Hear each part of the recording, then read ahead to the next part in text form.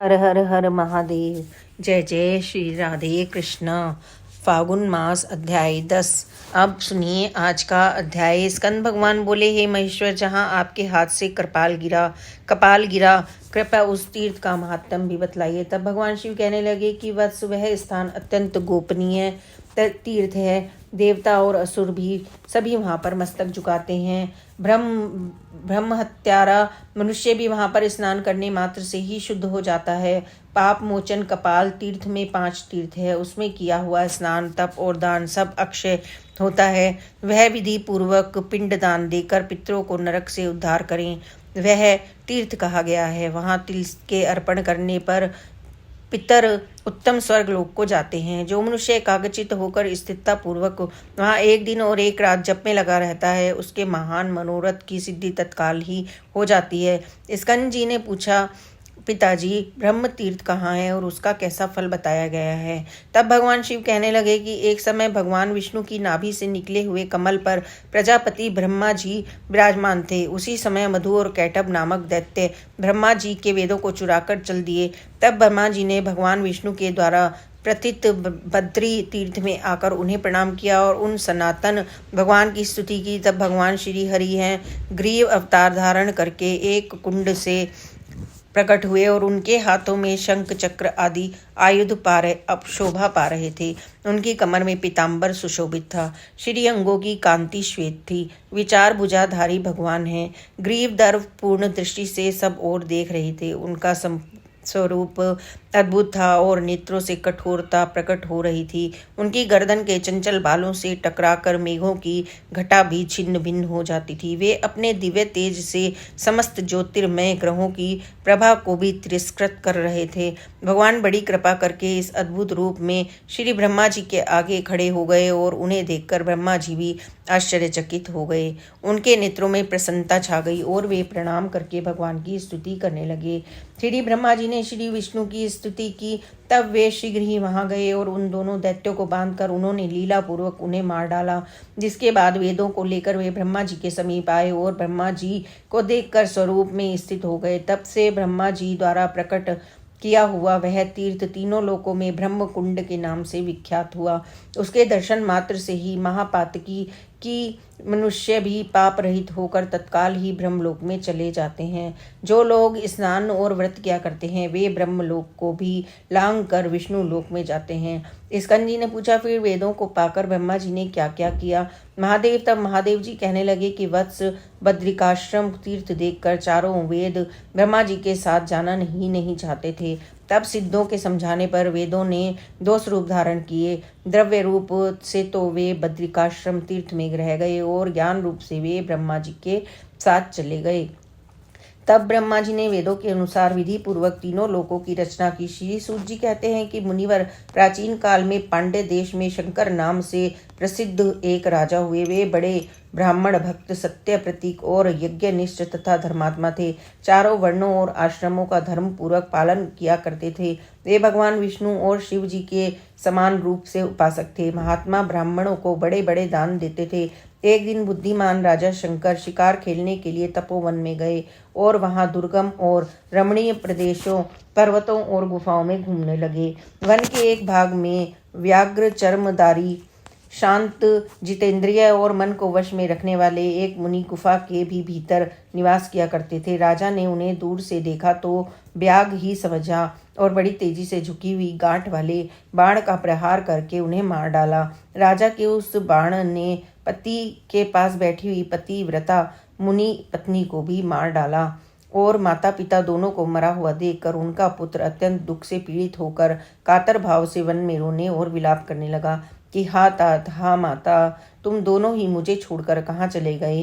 पिताजी, अब मुझे वेद शस्त्र कौन पढ़ाएगा? माँ, मुझे कौन शिक्षा के साथ भोजन देगी? हाय तात, आप तो परलोकगामी हो गए, अब मुझे सदाचार की शिक्षा कौन देगा? हाय, किस पापी ने अपने बाणों से बिना किसी अपराध के ही आप दोनों को मार डाला? आप ही दोनों मेरे गुरु और मेरे प्राण थे, सदा तपस्या में ही लगे रहते थे, तो भी ना जाने किस पापी के हाथों आप मारे गए। इस प्रकार ऐसा कहकर उन दोनों दंपत्ति का पुत्र फूट फूट कर रोने लगा। उसका रोना सुनकर वन में विचरने वाले राजा शंकर तुरंत ही उससे शब्द की ओर लक्ष्य करके उस गुफा के पास जा पहुंचे। उस वन के रहने वाले मुनि भी इतना कोलाहल सुनकर और उस बालक का रोना सुनकर उसी आश्रम पर एकत्रित हो गए। मुनियों ने बाण से भरे हुए मुनि और उनकी पत्नी को देखा। पास में ही धनुषवाण किए हुए राजा शंकर पर भी उन्होंने नजर डाली तथा माता पिता के लिए विलाप करते हुए उस मुनि कुमार को भी देखा और उसे देखकर वे अत्यंत व्याकुल हो उठे और रो मत ऐसा कहते हुए उस कातर बालक को धीरज बंधने लगा। मुनि कहने लगे, बेटा, धनी दरिद्र, मूर्ख पंडित, मोटे अथवा पतले, सभी जीवों के प्रति यमराज का समान बर्ताव होता है। कोई वन में हो या नगर में या गांव में, पर्वत पर रहता हो या दूसरे किसी स्थान में, सभी जंतुओं को एक दिन मृत्यु के वश में जाना ही होता है। वत्स, गर्भ में रहने वाले, जन्म ग्रहण कर चुकने वाले, बालक, जवान और बूढ़े, सभी जीवों को यमलोक की यात्रा अवश्य ही करनी पड़ती है। ब्रह्मचारी, गृहस्थ, वानप्रस्थ और सन्यासी सबको समय आने पर यह शरीर त्यागना ही होता है। महामते, द्विज, पुत्र, ब्राह्मण, क्षत्रिय, वैश्य, शूद्र और वर्ण शंकर सबको एक दिन यमलोक जाना होता है। देवता, मुनि, यक्ष, गंधर्व, नाग, राक्षस तथा अन्य सब प्राणी भी नाश को प्राप्त होते हैं, इसलिए तुम्हें शोक नहीं करना चाहिए। अद्वितीय सच्चिदानंद स्वरूप जो उपनिषद प्रतिपादित ब्रह्म है, उनका जन्म, मरण और वृद्धि को प्राप्त होना नहीं बनता। यह 9 द्वारों वाला शरीर मल मूत्र का भंडार है और पीप और रक्त का घर है। पानी के बुलबुले के समान ये क्षणभंगुर है और इसमें कीड़ों का ढेर है, अर्थात कीटाणुओं का समुदाय भरा हुआ है।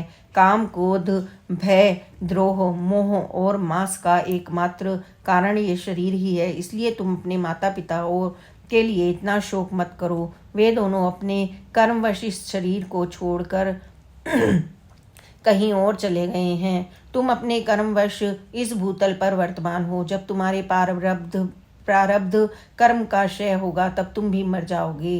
तब तक तुम इनके लिए इतना शोक क्यों कर रहे हो? क्या मरने वाला प्रेत मरे हुए प्रेत के लिए शोक करे? तुम्हारी माता और पिता जब उत्पन्न हुए थे उस समय तो तुम्हारा जन्म भी नहीं हुआ था, इसलिए तुमने उनकी गति भिन्न है। अगर तुम्हारी और उनकी समान गति होती तो तुम भी उन्हीं के साथ चले जाते। जिस बाण से वे मरे हैं उसी से तुम भी मर गए होते और वे मरकर जहाँ गए हैं तुम भी वहीं पहुँच जाते।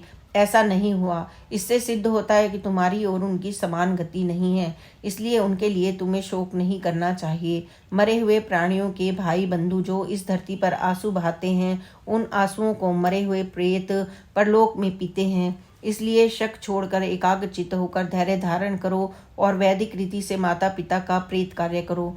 तुम्हारे पिता और माता बाण के आघात से मरे हैं, इसलिए उस दोष की शांति के लिए उनकी अस्थियां लेकर रामेश्वर शिव के क्षेत्र में मुक्तिदायक राम सेतु में स्थापित करो और सपिंडकरण आदि श्राद्ध भी वहीं करो। इससे उनके 2 मृत्यु जनित दोष की शांति हो जाएगी। मुनियों के ऐसा कहने पर शाकल पुत्र जांगल में माता पिता की सब अंत्येष्टि कार्य संस्कार करने के बाद दूसरे दिन उनकी अस्थियां लेकर हालस्य क्षेत्र में गया। हालस्य क्षेत्र में रामेश्वर क्षेत्र से जाकर मुनियों के बताए अनुसार वहां उनकी अस्थियों को डाल दिया और वहीं रहकर 1 वर्ष पूरा होने तक सभी श्राद्ध आदि कार्यक्रम संपन्न किए। वर्ष भर निवास करने के बाद एक दिन जांगल मुनि ने रात को सपने में अपने माता पिता को देखा। उन दोनों ने अपने अपने हाथों में शंख, चक्र, गदा आदि धारण कर रखे थे। दोनों ही पद्म बाला और तुलसी जी की माला से विभूषित होकर गरुड़ की पीठ पर बैठे थे। उनके कानों में मकराकृति कुंडल झिलमिला रहे थे। कौस्तुभ मणि उनके वक्ष स्थलों को अलंकृत कर रही थी। मुनि पुत्र ने इस प्रकार की झांकी में अपने माता पिता का दर्शन करके मन ही मन में बड़ी प्रसन्नता का अनुभव किया। इसके बाद जांगल मुनि ने फिर से अपने आश्रम में आकर सुखपूर्वक रहने लगे। उन्होंने माता पिता के विषय में सपने में देखा हुआ वृत्तांत वहां के सभी ब्राह्मणों को बड़ी प्रसन्नता के साथ सुनाया। सुनकर वे सब बड़े प्रसन्न हुए और इधर जांगल को अंत्येष्टि संस्कार का आदेश देने के पश्चात राजा शंकर की ओर देखकर उन सब महर्षियों ने उस समय बड़ा भारी क्रोध किया तथा वे उन्हें कोसते हुए बोले, महामूर्ख पांड नरेश, तूने क्रूरतावश ब्राह्मण की हत्या की है। तुझे स्त्री हत्या और ब्रह्म हत्या का पाप लगा है, इसलिए तू जल्दी ही अग्नि में जलकर अपने शरीर को त्याग कर दे, नहीं तो सैकड़ों प्रायश्चित करने पर भी तेरी शुद्धि नहीं होगी। तेरे साथ वार्तालाप करने से दूसरों को भारी पाप लग जाएगा। मनुष्यों के ऐसा कहने पर राजा शंकर ने कहा, महात्माओं में ऐसा ही हो। मैं ब्रह्म हत्या की शुद्धि के लिए आपके पास में ही अग्नि प्रज्वलित करके अपने शरीर की आहुति दे दूंगा। आप लोग मुझ पर कृपा करें, जिससे शरीर त्याग देने पर मेरा यह पाप नष्ट हो जाए।